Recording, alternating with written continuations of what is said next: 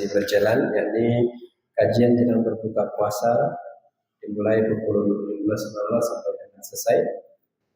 Yang kedua, kajian jelang salat tarawih insyaallah akan diisi oleh Ustadz Raden Muhammad Ali SSMPD.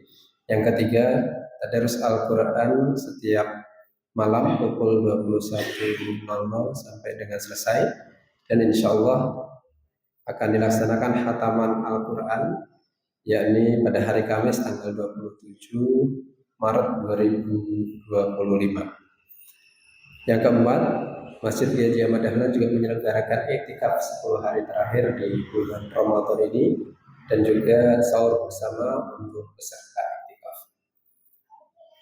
Informasi yang ketiga, Takmir Masjid Gajah Ahmad Dahlan menerima penyaluran zakat fitri, zakat mal dan fidyah, juga masih menerima donasi untuk kebutuhan sahur bersama di 10 hari terakhir. Informasi yang keempat, infak pengajian jelang berbuka puasa terkumpul 63.500, infak tarawih terkumpul 243.000 rupiah, sehingga total dari awal Ramadan sampai dengan tadi malam terkumpul sebesar 9.594.500 rupiah. Terima kasih, jazakumullah khairan katsiran. Semoga infak yang disalurkan oleh para jemaah sekalian mendapatkan balasan dari Allah Subhanahu wa taala, memberikan keberkahan bagi seluruh jemaah. Selanjutnya, untuk memulai kajian pada subuh ini, mari kita mulai bersama-sama dengan membaca basmalah. Bismillahirrahmanirrahim. Selanjutnya kepada Ustadz Al-Quran Daswafijo disilakan. Terima kasih. Wassalamualaikum warahmatullahi wabarakatuh.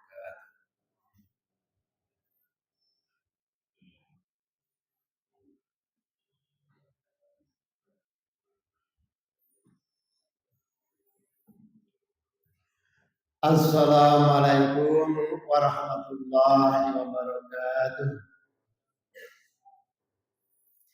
Alhamdulillahirabbil alamin wa bihi nasta'inu ala umuri dunya waddin. Asyhadu an la ilaha illallah wahdahu la syarikalah wa asyhadu anna Muhammadan abduhu wa rasuluh.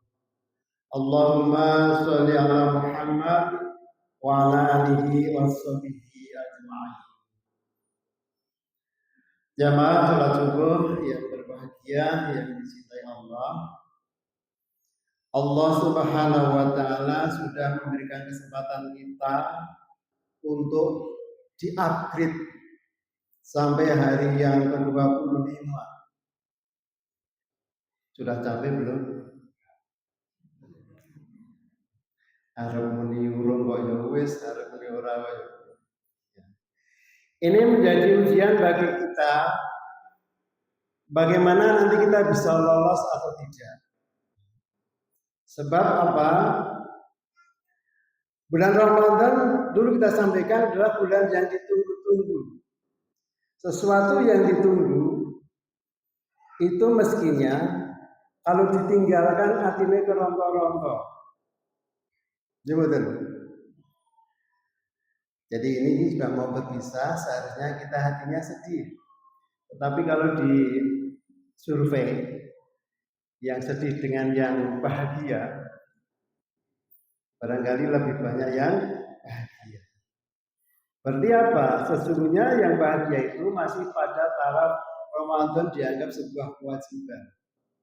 Sehingga kalau kewajiban itu kalau sudah ditunaikan, alhamdulillah.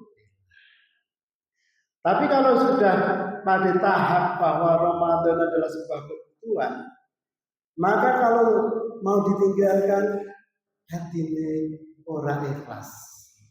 Ya. Bagaimana panjenengan punya putra yang mudik yang sudah lama dirindukan, sampai di rumah rasanya diajak kemana-mana, dan kalau mau pamit pulang pasti hatinya teranta-ranta. Ya. nggak tega, gitu. Ya. Pengennya kumpul terus. Nah, maka para sahabat dulu ketika Ramadan mau berakhir, para sahabat pada menangis. Kenapa? Kesempatan yang diberikan Allah untuk mencari pahala yang sebanyak-banyaknya sudah habis. Maka kemudian Allah memberikan kesempatan lagi, ya wis, dikasih tambahan bonus lagi untuk melaksanakan puasa sama. Sehingga seakan-akan puasanya itu terasa satu tahun nilainya. Bapak Ibu yang dimuliakan Allah memerintahkan kita untuk berpuasa bulan Ramadan sesungguhnya mengabdi kita supaya menjadi orang mutakin. Orang mutakin itu orang yang baik. Baik itu kalau kita kaji, itu yang utama baik kepada Allah, baik kepada sesama manusia dan sesama makhluk Allah, dan baik kepada diri sendiri. Penjelasan Pirsani dalam surat Al-Imran mulai dari ayat 133, 134, 135 itu dibuat berurutan. Wasari'u ila maghfiratin min rabbikum wa jannatin 'arduha as-samawati wal ardu u'iddat lil muttaqin. Dalam ayat ini Allah menyampaikan kepada kita mbok do enggalo bersegeralah kepada ampunan Allah dan surga. Surga itu yang luasnya bagaimana? Luasnya seluas langit dan bumi. Sopo sing iso ngitung yang bisa ngukur? Nggak ada yang bisa. Begitulah surga yang disediakan Allah kepada orang yang mau bersegera kepada Allah. Artinya apa? Artinya bersegera meminta ampun kepada Allah itu artinya apa? Artinya kita berbuat baiklah kepada Allah. Karena apa? Sadar kalau kita sebagai hamba Allah itu banyak kesalahan. Dengan evaluasi diri kita masing-masing. Banyak salah atau banyak benarnya dalam sehari. Ojo meneh dalam keadaan yang biasa wong sholat baik banyak salahnya. Lagi takbir khusyuk Al-Fatihah kelingan macam-macam. Itu berarti salah. Maka ketika habis selesai sholat, apa yang dicontohkan oleh Nabi untuk istighfar, mengakui kesalahannya. Ya. Jadi itu yang pertama. Jadi kita berbaik dulu kepada Allah Subhanahu wa taala. Kemudian yang kedua berbaik kepada sesama. Allah jelaskan alladzina yunfiquna fis sarra'i wad dharra'i wal kadhiminal ghaidha wal 'afina 'anil nas wallahu yuhibbul muhsinin. Ini adalah semua perintah agar kita itu baik kepada sesama manusia. Yunfiquna fis sarra'i wad dharra'i.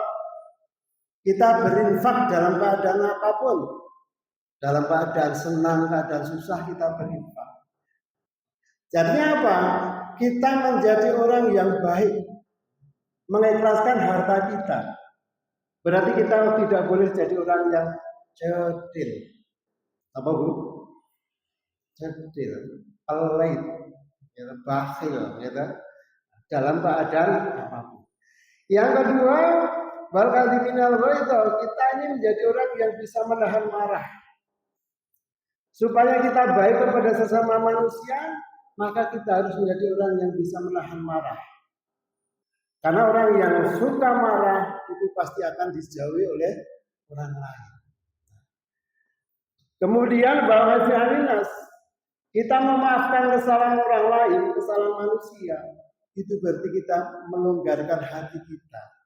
Jangan sampai kita punya rasa dendam, punya rasa dengki dan sebagainya, sehingga kita itu berwajah yang menyenangkan di hadapan manusia. Kemudian wa yuhibbul muhsinin, yaitu Allah itu mencintai orang-orang yang berbuat kebajikan. Artinya apa? Artinya orang yang mutakin itu senang berbuat kebajikan. Kemana-mana menebar kebaikan, bukan menebar teror dan lain sebagainya. Jadi membawa kebaikan. Artinya dalam hal ini Allah maksudkan orang mutakin itu orang yang disukai oleh orang lain. Karena apa? Karena perilakunya, karena lomone, karena kebaikan. Sehingga yang semacam itu menjadi orang yang betul-betul baik kepada sesama manusia dan sesama makhluk yang lain. Jadi tidak hanya kepada manusia, tetapi juga makhluk yang lain. Karena apa? Kepada jin saja kita harus baik. Sehingga kita dilarang untuk kencing di tempat yang ada lubangnya. Ya. Kenapa? Barangkali di lubang itu ada jinnya, sehingga kita dilarang untuk kencing di tempat itu. Ya, jadi kepada hewan dan sebagainya harus baik. Kemudian yang ketiga, baik kepada diri sendiri. Ya. Yaitu waladina idza fa'alu fahishatan adzlamu anfusahum dzakarullaha fastaghfaru lidzunubihim. Wa may yaghfiru dzunuba illa Allah wa lam yusiru ala ma fa'alu wa hum ya'lamun. Ini menegaskan bahwa orang yang mutakin itu orang yang tansah selalu introspeksi. Jika berbuat fasik atau menganiaya diri sendiri, berbuat jahat dan lain sebagainya, maka kemudian ingat kepada Allah dan segera minta ampun. Dan yakin bahwa tidak ada yang bisa memberikan maaf kecuali Allah Subhanahu wa Ta'ala. Kemudian tidak mengulangi perbuatannya itu dengan kesadaran. Jadi apa? Orang yang mutakin itu orang yang selalu mengevaluasi dirinya sendiri dengan penuh kesadaran apakah yang dilakukan itu baik atau tidak, merugikan orang lain atau tidak, kemudian ini dosa atau tidak dan sebagainya dengan penuh kesadaran. Nah, ini kalau kita terapkan dalam kehidupan sehari-hari, insya Allah kita akan menjadi orang yang baik. Kalau satu orang baik, kemudian satu jamaah baik, satu kampung baik, kemudian satu negara baik, Allah akan memenuhi janjinya. Lau anna ahlal qura amanu wa taqaw la fatahna 'alaihim barakatim minas samawati wal ardh. Kalau orang-orang di kampung, di negara itu betul-betul iman dan takwa kepada Allah, maka akan dibukakan berkah dari langit dan bumi. Untuk apa? Untuk kebaikan umatnya. Oleh karena itu, sebenarnya bulan Ramadan adalah bulan yang sangat ditunggu-tunggu. Tidak hanya diri kita masing-masing, tetapi komunitas kita, bangsa kita adalah agar semua kembali sadar bahwa hidup ini harus berbuat baik. Kemudian yang kedua, sadar bahwa besok semuanya akan dipertanggungjawabkan. Dengan demikian, kalau sudah sampai pada begitu, kita takut untuk berbuat yang tidak baik.